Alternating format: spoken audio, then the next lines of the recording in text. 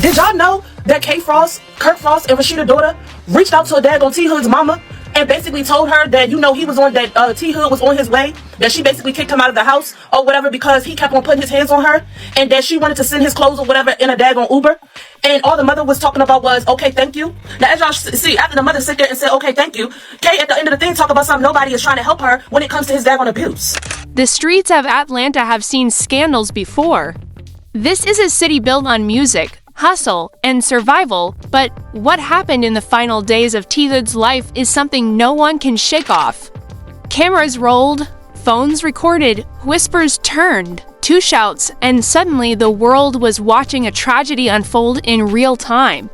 At the center of it all was T Hood, a rapper with a violent reputation, a young woman tangled in love and obsession, and Kai Frost, the son of Rasheeda and Kirk Frost. Dragged into the story whether he wanted to be or not, you can almost picture it: the flashing lights, sirens cutting through the Atlanta night, neighbors on their porches holding their breath, phones out recording before the truth had even landed. The news spread faster than fire, and before the police had even taped off the crime scene, the internet had already written its verdict. Why she didn't call the cops? Why didn't y'all tell his friends? Bro, y'all don't think the cops got called? Y'all don't think his friends knew? This one night he tweaked out so bad at Candyland, his dudes came out of the club and went to him talking about some, oh, you good, bro? He's not good. What's up, y'all? But the truth was more complicated, messier, and darker than any headline could explain, because this wasn't just a fight. This wasn't just industry drama. This was about power, love, betrayal, and a cycle of violence brewing for years. When the dust settled, one man was gone, one woman's life was shattered, and Kai Frost, barely out of his father's shadow, found himself in the middle of a murder investigation that could have destroyed everything. Yet here's the twist: Kai Frost walked free, no charges. And if you think that's the ending, you're not paying attention. For years, T Hood lived, fast and reckless. Ask anyone, producers, women, even his so-called friends, they'll tell you the same thing. Nobody tried to help her. Nobody was trying to help her, as much as she basically was sitting here crying out for freaking help. This is such a sad situation, y'all. Because all this time I'm sitting here thinking that her brother Kai was really in the wrong. I mean, granted, yes, he is, because you shouldn't have unalived that daggone boy. And I'm gonna be real with y'all. In my last video, I said that I'm in contact, y'all, with a close family member. And I really can't say too much because things are supposed to be coming out at the beginning of next week about this story, okay? But what I will say is, I have the real story now. I already said in my last video, if y'all have not watched it, y'all need to go watch it. Because I have already said how Kai pulled up. He had a fire in him that couldn't be contained. Some called it ambition, others called it destruction. Scroll back far enough, and the warning signs were all there: fights on camera, explosive arguments, women crying on live streams, begging people to believe them. He built his image on chaos, and for a while it sold records. But the same violence he bragged about in music would eventually swallow him whole. The footage is hard to watch. Clips of T Hood lashing out at women who stood beside him. Grainy videos of him storming through clubs, shoving security, shouting, threats across parking lots. At first, people laughed. That's just T Hood being T Hood, they said. But when does well behavior stop being entertainment and start being a warning? When do you stop clapping for the spectacle and realize the stage is soaked in blood? And here's what people don't want to admit: the women who tried to leave him didn't just walk away. They were chased, harassed, manipulated. Some went back out of fear, others stayed convinced he would change. That's the thing about abuse: it traps your body and your mind. And one of those women had ties to the Frost family. Yes, the Frost name, the same name tied to reality TV, hip-hop legacy, Atlanta royalty. Rasheeda and Kirk Frost built their empire on love and hip-hop. They could never have imagined their son's name linked to a tragedy like this. But violence doesn't care about fame. It doesn't care about money. And it definitely doesn't care about your reputation. Witnesses say that night T Hood wasn't himself. Erratic, pacing, shouting, then suddenly silent as if his storm collapsed. Inside him, some say he'd been cutting himself days before the shooting. Others claim he was spiraling from jealousy, from women, from losing loyalty he thought he owned. Whatever the cause, it ended in a violent showdown no one was ready for. Inside that house, voices rose. One of them was a woman who had been told by her parents to leave him countless times. Her father, Kirk Frost, had even warned publicly she was never going to leave him. She had the resources, she had everything she needed to get out.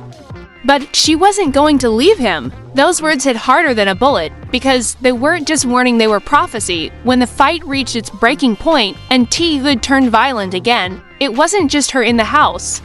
Her brothers were there, and they weren't. About to watch her suffer one more night, gunshots rang out, sharp and final. Just like that, T Hood's story ended in blood, but here's where the story splits. His family calls it murder. Her family calls it self-defense. And the internet? The internet says everything at once. Some cry abuse, others cry obsession. And some whisper it was never about the punches, it was about betrayal, about another woman on stage, about jealousy pushed to the edge. Listen to the clip, people argue online. She wasn't screaming because he hit her. She was screaming because he embarrassed her. Because he brought another girl into the spotlight. That's why she snapped. Theories piled up. Arguments got louder. But one truth cut through. T Hood was shot in the back. And that fact alone made the world question everything. How do you claim self-defense when the bullets struck from behind? How do you convince a jury this was survival, not execution? That's where Kai Frost's name surfaced.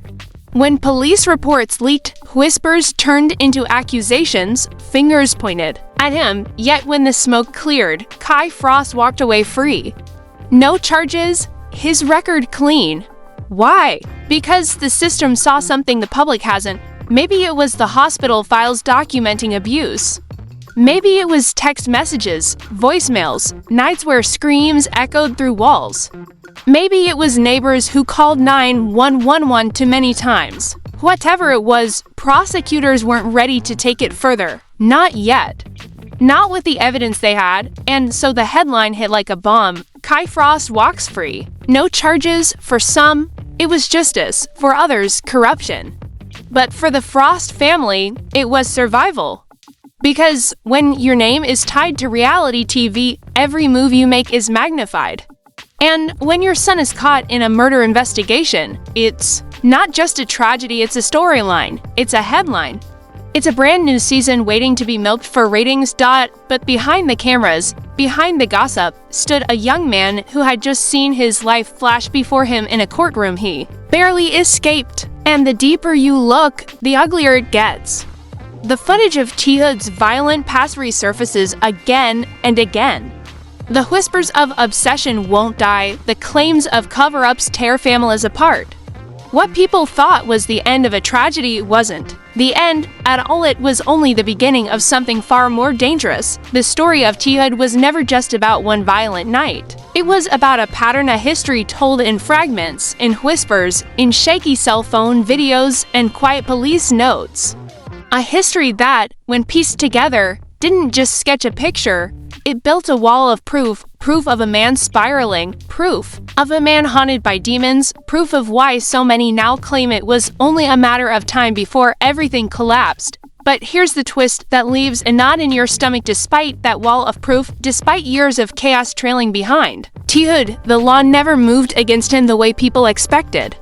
Why? That's the question haunting this case. That's the question fans, bloggers, and even family members keep circling back to. If you were sitting in that Atlanta courtroom or scrolling headlines at midnight, you'd ask yourself the same thing. How does a man with a record like T Hood's end up painted as a victim instead of an aggressor? The answer, like always, isn't simple. On one side, you had T Hood's past caught on camera in moments where fists flew, where voices screamed, where women were left bruised and shaken.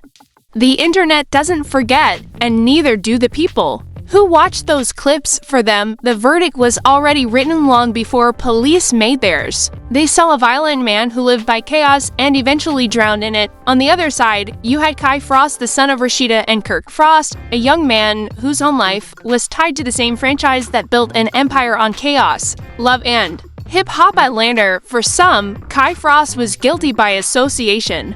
For others, he was a boy trapped in a nightmare he didn't create, forced into a split-second decision. That's where everything got messy, because the official line from investigators wasn't murder, it wasn't manslaughter, it wasn't even negligence. The official line was, "No charges," a phrase that left some breathing relief and others choking on rage. But no charges doesn't mean no story. Behind the legal walls, families were at war. T. Hood's relatives spoke in trembling voices about betrayal, about a system that looked the other way when he needed help. They said he cried for support, for treatment, for stability, but no one listened until it was too late. Meanwhile, whispers spread online that Rasheeda and Kirk Frost had used their power, their money, their pull in the industry to keep Kai Frost untouched. Some swore lawyers were bought. Others whispered about backroom deals sealed with a handshake. Was it true? Maybe, maybe not. But in the world of reality TV, perception always matters more than evidence, and perception was brutal. Clips of T. Hood fighting in parking lots resurfaced on TikTok, stitched into videos with captions screaming, "This is the man they're calling." A victim, hashtags trended, memes spread.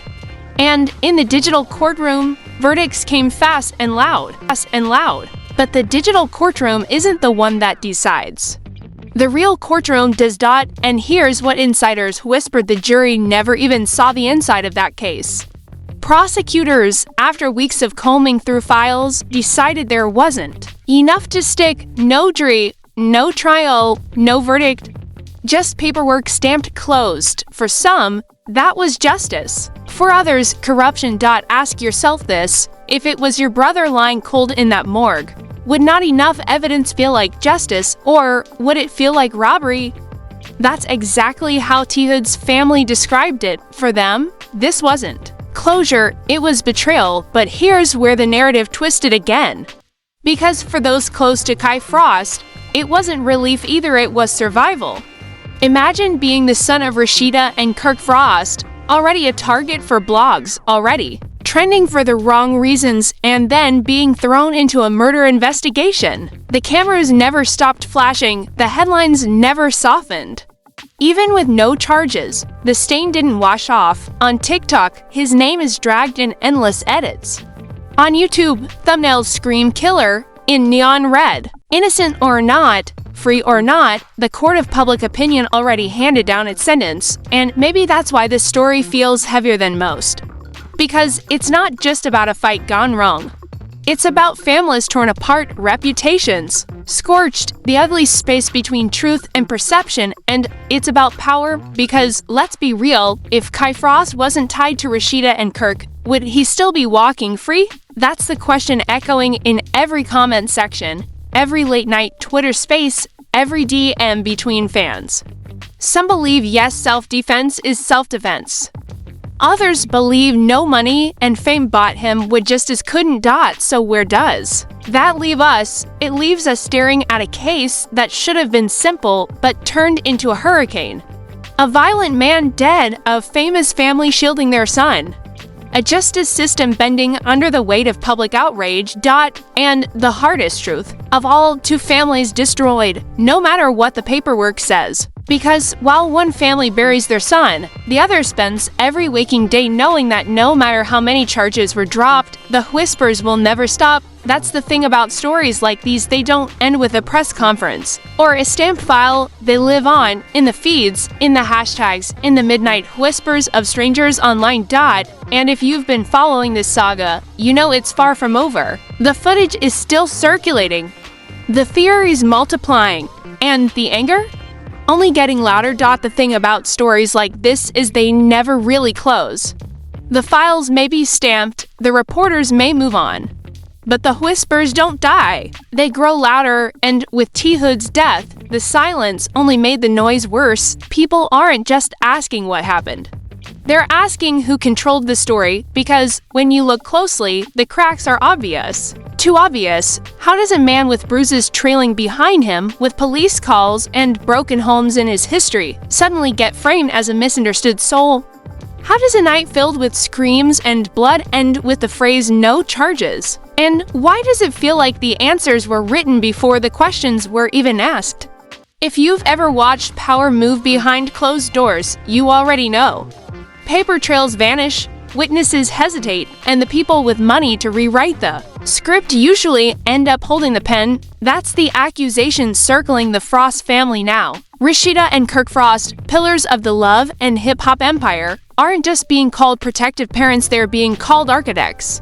Architects of silence, architects of narrative. Parents who don't just defend their son, they reshape the battlefield so he never has to stand on it, and maybe that's why fans are split. One side says, "What would you do if it was your child? Wouldn't you burn every bridge, call every lawyer, pay every dollar to keep them free?" The other side says, "This isn't parenting. This is corruption. This is privilege at work. Both sides can't be right. But both sides can't be ignored." Meanwhile, T. Hood's family is left with nothing but grief and fury. They've gone on camera, their voices breaking, saying they were robbed twice, once of their son and once of justice. To them, his past doesn't erase the fact that he deserved a fair trial. To them, this wasn't just about his mistakes. It was about his life cut short, with no one held responsible. But here's the cut even deeper because the footage still exists. The shaky, grainy, unforgettable clips, videos of that night. Videos of T. Hood's violent past, clips both sides. Now used as weapons for Kai Frost's defenders, the footage is the ultimate proof that he had no choice, that he reacted in the heat of chaos, that survival left him with seconds, not strategies. But for T. Hood's supporters, that same footage is proof of something else entirely, proof of a cover-up, proof that someone should be answering for blood spilled, proof that no charges was nothing but a technical trick written in ink. The public was never meant to question, and while both families are torn apart, the internet feasts. TikTok edits cut the footage frame by frame. YouTube breakdowns stretch for hours, zooming in on shadows, replaying echoes. Twitter threads coil for miles, strangers arguing like they were eyewitnesses in the room. In a way, the trial never happened. In court because it's still happening online, every single day, replayed in pixels, hashtags, and neon captions. But the most haunting part? The silence of the cast, the very people who build entire careers off drama, who never miss a chance to throw shade or tell their side, suddenly quiet.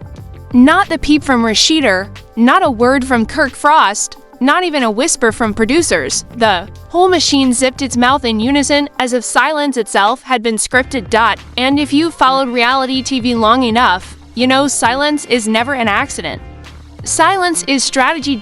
So ask yourself, what are they hiding? Because behind every locked jaw sits fear. Fear of contracts. Fear of lawsuits. Fear of exposure. And in this case, the fear feels thicker than the Atlanta heat. That's why fans are digging. They're pulling up old clips, resurfacing interviews long forgotten, piecing together fractured timelines, because if the people in power won't tell the story, the people online will. And what they found? Damning old footage of Kai Frost clashing with T. Hood in clubs. Whispers of a rivalry stretching back months, maybe even years. Fragments of leaked text messages hinting at tension, hinting at threats. So, was this really just one night gone wrong, or was it a storm brewing long before it finally exploded?